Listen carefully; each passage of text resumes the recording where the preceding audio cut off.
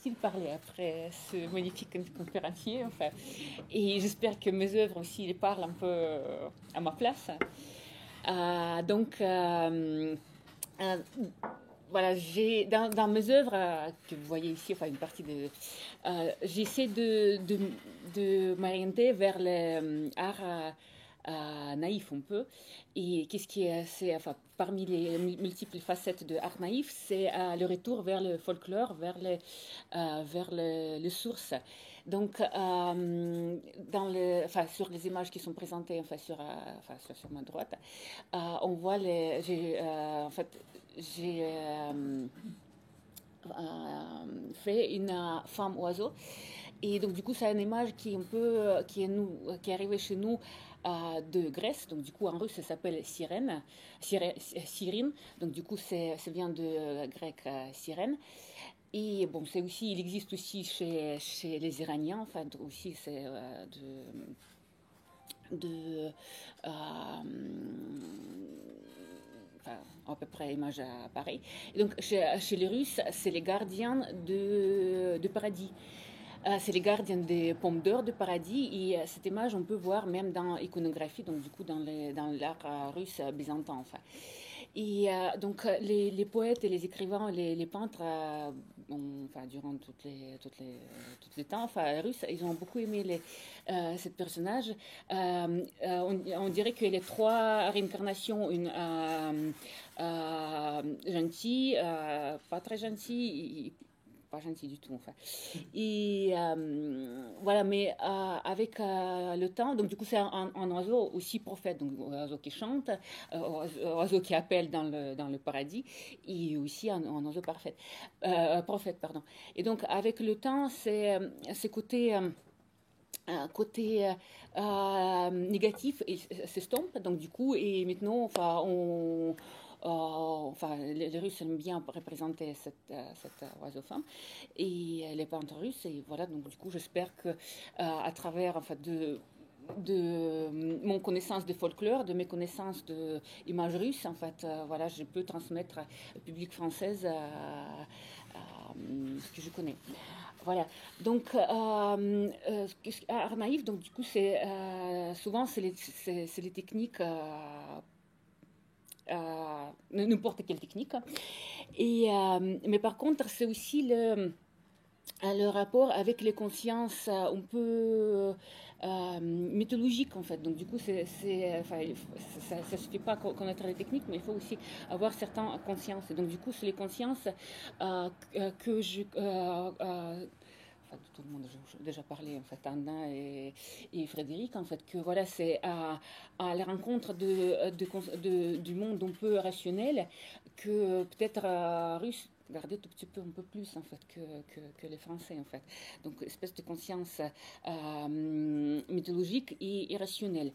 Et voilà, moi j'ai eu parce que moi je suis d'origine de Moscou et j'ai eu quand même la chance de connaître les Russies, connaître vraiment les Russies, en fait déjà quand j'ai vécu en France. Et voilà, c'est un peu normal parce que comme dit un poète russe Есенин, лицом к лицу лица не увидать, большое видится на расстоянии. Les visages très proches, on ne voit pas les visages en fait, on voit les grandes choses, on voit à la distance. Donc du coup, et comme j'ai eu la chance de faire mes voyages ethnographiques avec une copine enfin, qui cherche vraiment les endroits en fait à peu près comme Frédéric cherchait en fait. Et voilà, j'ai eu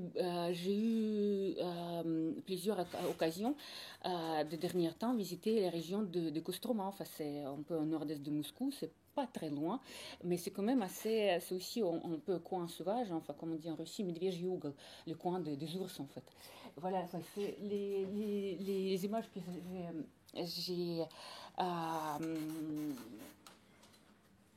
j'essaie de transmettre, voilà, ce sont là. Enfin, c'est les techniques un peu différentes, donc du coup, c'est d'après les petits esquisses que j'ai fait dans la nature. Donc du coup, c'est les villages très jolies, en fait, de région Kostroma. Et en fait, donc du coup, j'essaie quand même, parce que j'ai une commande, en fait, de ma copine ethnographe, j'ai les commandes faire des choses assez ethnographiques, en fait. Donc du coup, il faut que enfin, sur les choses comme ça, quand je fais l'esquisse, en fait, il faut que je dois faire les choses ethnographiques. Et donc du coup, les peintures que vous voyez ici en bas, donc du coup, c'est vraiment, enfin, on voit la chapelle et on voit une petite maisonnette à côté. Je connaissais pas avant, en tout cas, ça m'est jamais venu à l'esprit faire penser en fait qu'est-ce que c'est. Et en fait, ma copine, elle était très contente de voir cette petite maisonnette. Elle dit, ah, c'est Kaloda. Kaloda. Je ne vais pas chercher en fait l'explication en français, la traduction en français parce que c'est très difficile. Et en fait, voilà, ça c'est un lieu, c'est une petite protection de source en fait. Il reste très peu, même, enfin il reste un peu au nord, enfin, petite protection de source. Et en fait, c'est les lieux où les femmes se retrouvent pour faire le lavage en fait. Et donc, je ne sais pas pourquoi, mais ça n'existe pas partout, c'est plutôt au nord. Et donc, du coup, c'est où les femmes se retrouvent, ça veut dire que c'est un peu le club des femmes. Et voilà, donc maintenant ça disparaît, en fait il n'y a plus d'utilité des choses comme ça, se trouvent déjà, les petites maisonnettes comme ça, ils sont dans un état pitoyable. Donc, mais bon, les femmes se retrouvent en fait, elles se retrouvent toujours. Et donc du coup maintenant c'est pas tellement les femmes qui sont jeunes, en fait c'est les femmes aussi qui à partir d'un certain âge, oui, oui. Et donc du coup, enfin,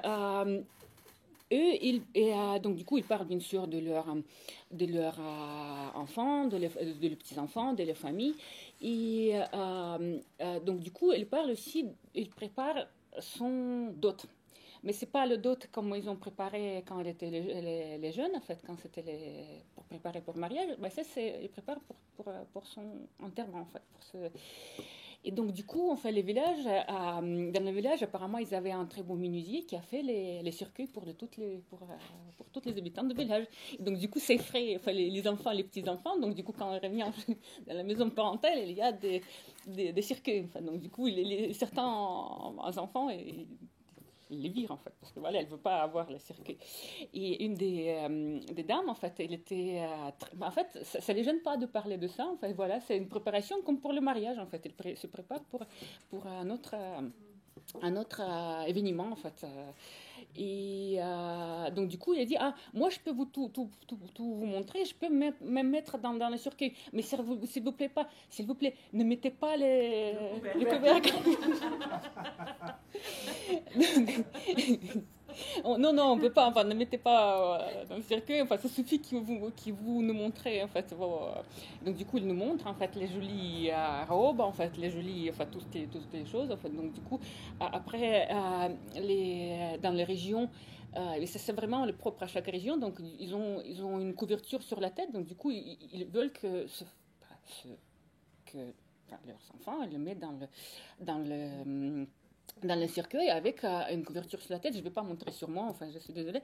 Et donc, du coup, la vieille dame nous montre, en fait, il y a une couverture qui descend comme ça, et il y a comme une espèce des ailes. Elle dit, bah oui, enfin, voilà, moi, c'est pour que je m'envole, enfin, c'est plus pratique, en fait. Et donc, du coup, les derniers détails qui me plaisaient aussi bien, qui m'ont aussi paru marrant quand même en fait. Donc c'était les discours. Est-ce qu'on peut à partir de certains âges mettre les dentelles? Est-ce qu'on peut coudre les dentelles vers la robe? Est-ce que c'est pareil trop coquette ou ça va? Est-ce que c'est tolérable? Voilà, donc du coup en fait c'est justement peut-être c'est ça en fait, c'est ce discours gentil en fait, et c'est un discours qui durait 4 heures au minimum en fait, parce que le métier d'ethnographe c'est encore plus difficile que beaucoup d'autres métiers. Enfin. Voilà, donc je pense que voilà, j'ai terminé. Bon, ça, il y a aussi des autres œuvres qui font partie des autres collections. À l'occasion aussi, je peux parler, si jamais ça vous intéresse. Et voilà, bon, merci beaucoup. Merci Maria. Et concernant les tableaux, si